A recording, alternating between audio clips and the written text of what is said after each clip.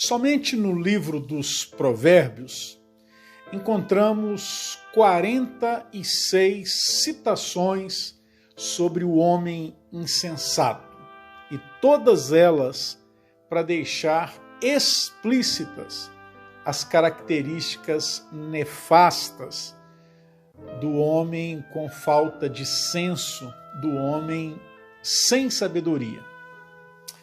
Contudo, o que me deixa mais espantado é que o autor dos Provérbios, o sábio Salomão, embora faça 46 citações sobre o homem insensato, a coisa mais séria que ele vai dizer não será para o homem insensato, mas sim para o homem sábio aos próprios olhos. Observe, tem visto a um homem que é sábio a seus próprios olhos? Maior esperança há no insensato do que nele. Isso está em Provérbios 26, versículo 12. Mas por que há tão pouca esperança para o homem sábio aos próprios olhos?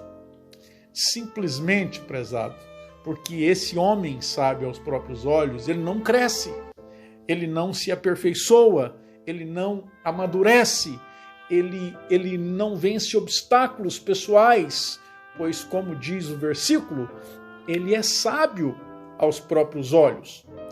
A rigor, ele jamais achará que sabe menos e jamais achará que alguém sabe mais do que ele. Podemos dizer, então, que o sábio aos próprios olhos é alguém que é muito conhecido dos outros, mas ele mesmo não se conhece, pois o conhecimento que ele tem dele mesmo é falso, porque é somente aos olhos dele. Depreende-se, então, que o sábio aos próprios olhos definitivamente não é sábio. Na verdade, ele é tolo. E como diz Salomão, ele está numa categoria inferior à categoria do insensato, pois maior esperança há para o falto de senso do que para ele. Mas quando falamos do homem sábio aos próprios olhos e na pouca esperança que há para ele, nós jamais deveríamos incorrer no erro de pensarmos no irmão que está do nosso lado, naquele vizinho sem noção que nos perturba, naquele colega de trabalho inconveniente, não é? Naquele amigo folgado que não se enxerga. Não. Quando falamos no homem sábio aos próprios olhos, nós precisamos arrumar uma maneira de voltar os nossos olhos para nós mesmos, para não nos incorrermos no erro de nos tornarmos homens piores do que o insensato. E por que deveríamos olhar para nós mesmos? Por quê? Simplesmente porque poderemos sim ser esse sem noção, se no decurso das nossas vidas nos permitirmos andar sem conselho, sem instrução, sem considerarmos o contraditório, sem considerarmos que as vias pelas quais transitamos são vias de mãos duplas. Nós poderemos sim ser um sem noção, sábio aos nossos próprios olhos, na medida em que nos permitimos que o nosso ego prevaleça em detrimento daquilo que é superior ou verdadeiro. Na medida em que nos permitimos uma vida, eu diria, ensimesmada, uma vida em defesa de direitos que não temos, ou no mínimo, que não deveríamos reivindicá-los. Mas a bênção é que Salomão não disse que não há esperança para os sábios, para o sábio aos próprios olhos. Ele disse sim que há mais esperança para o insensato do que para ele. Então, que bom, né? Não obstante a esse grau de dificuldade, há sim esperança para aquele que é sábio aos próprios olhos. E basta que, à semelhança do apóstolo Paulo, ele aplique o seguinte princípio à sua vida. Veja o que Paulo diz: porque decidi nada saber entre vós, senão a Jesus Cristo e este crucificado. Isso está em 1 Coríntios capítulo 2, versículo 2.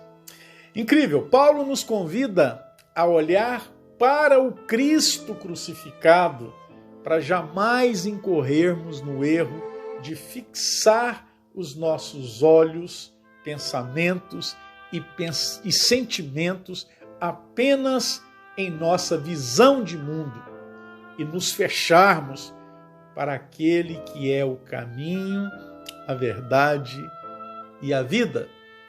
Há de se levar em conta que esse homem, o apóstolo Paulo, que disse decidi nada saber, foi um homem que, na visão humana, atingiu um nível que pouquíssimos da sua época conseguiram chegar. Dentre outras coisas, o apóstolo Paulo foi membro do Sinédrio, o equivalente ao Senado daquela época. Mas, não obstante a tudo isso, ele entendeu que isso era como refúgio, por causa da sublimidade do conhecimento do Senhor Jesus Cristo. Pensar mais do que devemos a respeito de nós mesmos é pura tolice. Ou melhor, é mais do que tolice, conquanto, segundo o escritor dos Provérbios, não é? Haverá mais esperança para o tolo do que para quem pensa demasiadamente a respeito de si mesmo. Prezados, que a nossa verdadeira sabedoria seja tão somente aquilo que sabemos de Cristo e que, à semelhança de Paulo, tenhamos regozijo nisso.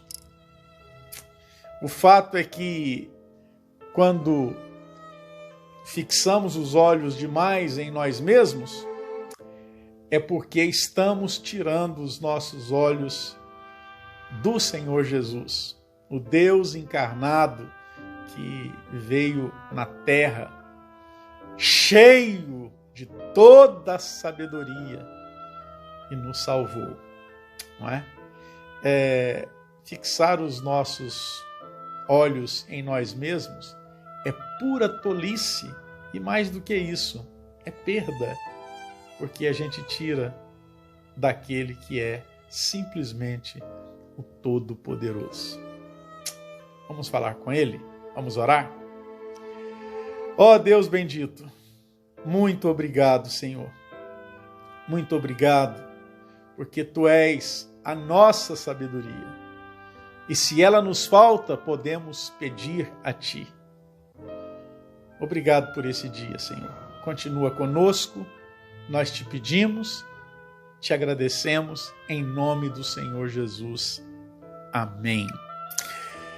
Meu querido irmão, minha querida irmã, se o Senhor Jesus não voltar hoje, eu pretendo vê-lo amanhã, se assim Deus nos permitir. Um grande abraço para você. Até lá. Tchau.